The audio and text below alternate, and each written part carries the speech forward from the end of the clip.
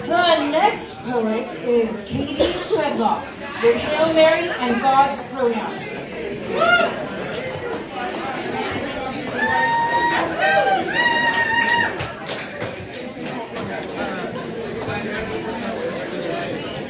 Good evening.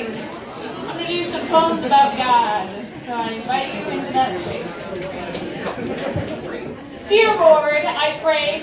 I realize I probably should have asked this years ago. Forgive me, I've only recently learned it's something I need to ask. But God, what are your pronoun preferences? I have a few ideas, I continued, because obviously the old-fashioned capital He is just completely wrong for you. It just reeks of male privilege. And I know you're not really cisgender because the one time you were born, you presented as male, but you had no Y chromosome. So He is out, but she is just shocking. I mean, I know there's some scriptural precedent, Lady Wisdom, Proverbs 8. Some might say, don't confuse the identity of God with a literary device. Personification can never be taken literally, except then what do we do with the incarnation when the Word became a person? I know, Lord, I've got it. The perfect pronoun for you, the singular they. All-encompassing and yet strictly monotheistic. What do you think? We'll call all the scholars, print some new Bible translations, redo all the rhyme schemes on our old hymns. Gender-neutral language goes to the next level. Thanks so much, Lord. I appreciate the chat. Got some paradigms to shift, so amen. Stop, said the Lord. Oh shit, I thought. Maybe God prefers the goddamn capital He after all. Stop. You asked, but you didn't wait for my answer. This is why people say they prayed about it and come up with the same crap as before. Stop. You want to know what pronouns I prefer? Well, I hedged, hoping it was anything but the capital He. Stop. Stop hoping. Hear me instead. Are you ready for this? The pronouns I prefer are I am who I am. Full capitals, please. I am who I am. Disarmed, I looked down at my feet to find that my shoes had disappeared so that my soles might touch the holy ground of self-revelation, which is always more beautiful, more powerful than anything we could merely assume.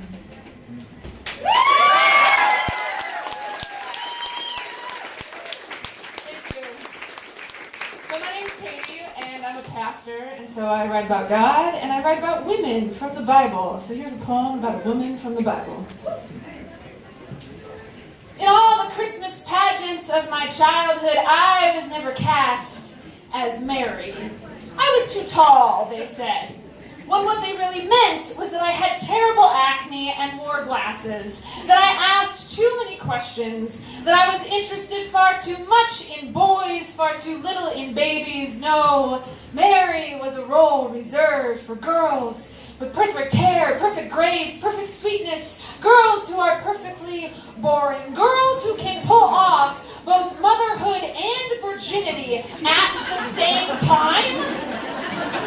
But maybe we have been casting the part of Mary all wrong. After all, she is not silent. She not only speaks, she slams. How come that always seems to get cut from the Christmas pageants? We skip the moment where she shows up at her cousin's house, pregnant and alone, without her boyfriend, who says it's not his. We avert her eyes, but she will not be ignored. We skip the moment where she walks up to the mic, a teenager starting to show. She makes us so nervous she might say anything. She speaks in magnificent poetry. The verses fly by, more of them than for any other woman in the entire New Testament. Did you know that dictators have banned the public reading of the Magnificat because they are so afraid of a poem spoken by a poor, knocked-up teenage girl in which she dares to say that she has power, that she has worth, that she is more valuable than everybody who devalues her, that she has downfall for kings and salvation for the hungry growing in her belly. We have made her so fucking boring. We have made the virgin sterile.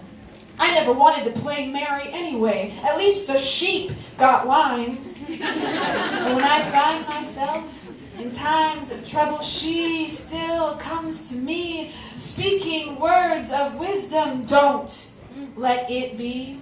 Look at me, the overlooked kid. My belly swells and I am making God bigger. Look at me, the ruined girl. I am the most blessed woman of all time. This is not mere hyperbole. It is the juxtaposition that changes everything. And even though I'm not Catholic, I say the prayer. Hail Mary, full of grace and poetry.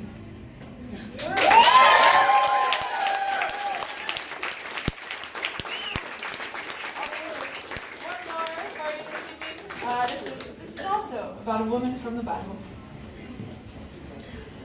The biblical Esther, good girl, who had never before broken any rules, ever, who had never so much as put a finger to the invisible web of others' expectations, who kept safe in the spider's nest of palace intrigue by never vibrating the strings of risk until she knocked, unbidden, at the king's door. When good girls finally go bad, they break rules with death wishes attached. Will he, won't he? He does! The king extends the golden scepter, and Esther touches it.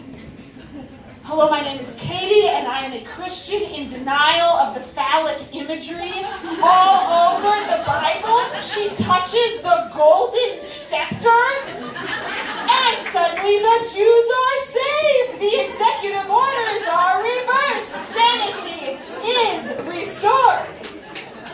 I'm a sucker for a good Esther story. Maybe it's why I kept hoping and praying that Laura Bush, in her good girl coordinated skirts and jackets, would touch the golden scepter just right and end the Iraq War.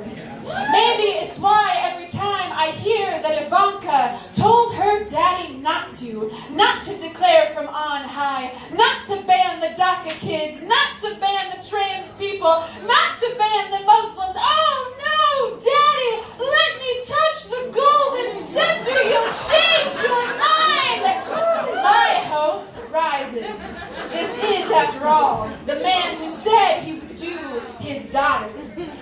But these real-life Esthers never knock on the king's door. Good girls, they remain, selling modest chic dresses in perfectly appropriate pale pink. Instead of knocking on the Oval Office door, Ivanka has been trained to open it at exactly the moment when the prey has disoriented itself, stuck and spinning in the king's lies. The door opens, the fangs come out, and poison rushes in, spilling afresh in signatures. Don't get me wrong. I still love Esther. She comes to me and whispers in a husky voice that good girls can still go bad, get nasty even, and screw the halls of power to save the world. Thank you so much.